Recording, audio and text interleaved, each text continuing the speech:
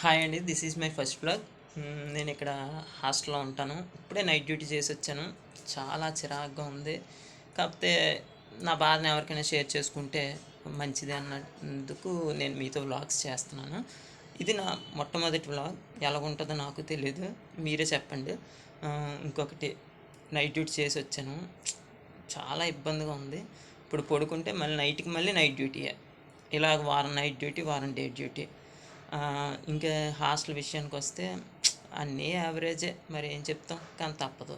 తినాలి, ఉండాలి, లైఫ్లో ఏదో ఒకటి సాధించాలి, మనకు ప్రమోషన్లు రావాలి.